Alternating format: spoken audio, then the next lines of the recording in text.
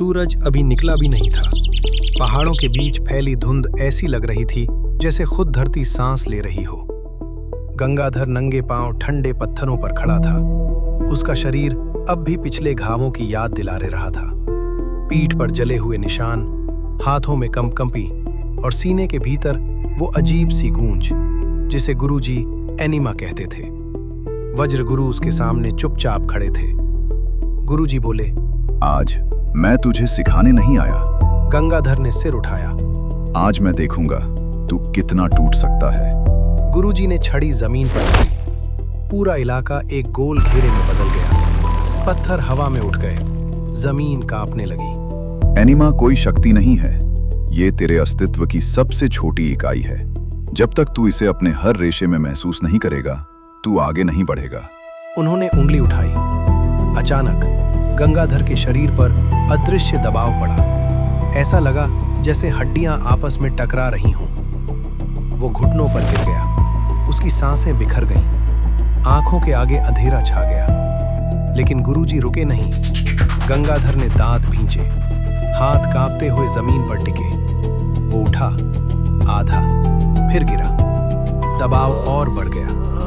अब दर्द सिर्फ शरीर में नहीं था, वो उसकी आत्मा में घुस रहा था। पिता का चेहरा, घर, वो रातें जब उसने हार मानने का सोचा था। एनिमा डर से भागती है। अगर तू डरा तो ये तुझे छोड़ देगी। तीसरी बार वो पूरा खड़ा हुआ और चौथी बार वो बेहोश हो गया। पता नहीं कितनी देर बाद ठंडा पानी उसके चेहरे पर पड़ा। गंगाधर हांफता हुआ उठा। खड़ा हो।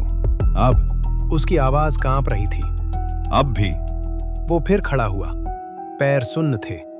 आंखों से खून की लकीर बह रही थी। और तभी उसने महसूस किया, दर्द के बीच एक बहुत हल्की सी गर्म लहर, जैसे कोई चिंगारी अंधेरे में जली हो। गंगाधर फुसफुसाया, रुको, ये अंदर है। वज्र गुरु की आंखें संकरी हुईं। महसूस कर रहा है तो पकड़। गंगाधर ने अपनी सारी चेतना उस एक बिंदु पर केंद्रित की। दर्द अब भी था, लेकिन उसके पीछे कुछ और था, स्थिर, शांत। और तभी जैसे कांच टकराया, उसके भीतर एक कल्पनात्मक आकाश खुला और उसमें एक धुंधला सा सितारा, पूरा नहीं, अधूरा, लेकिन मौजूद। गंगाधर की आंखें खुली। उसकी सांसें थमी हुई थीं। वो धीरे बोला, गुरुजी, मैं गिर नहीं रहा। वज्र गुरु ने पहली बार छड़ी नीचे रखी। क्योंकि तू अब भार नहीं रहा। अगले ही पल दबाव दुगना हो गया। गंगाधर चीख पड़ा। वो फिर गिरा, फिर बेहोश, और फिर उठा। दिन चढ़ा, फिर ढला। वो कुल 7 बार बेहोश हुआ और 8वीं बार खड़ा रहा। आखिरी बार उसके घुटने कांप रहे थे, लेकिन आंखें अडिग थीं। वज्र गुरु ने धीरे कहा, एनिमा का पहला पड़ाव ताकत नहीं देता, ये तुझे तोड़ने की इजाजत देता है, और जो टूट कर भी खड़ा रहे वही आगे जाता है। रात उतर आई। गंगाधर पत्थर पर बैठा था। पूरा शरीर कांप रहा था, लेकिन उसके भीतर वो अधूरा सितारा अब भी चमक रहा था। दूर कहीं बिजली गिरी और गंगाधर ने हल्की सी मुस्कान के साथ कहा, अभी पूरा नहीं है, लेकिन अब मुझे पता है दर्द किस लिए था।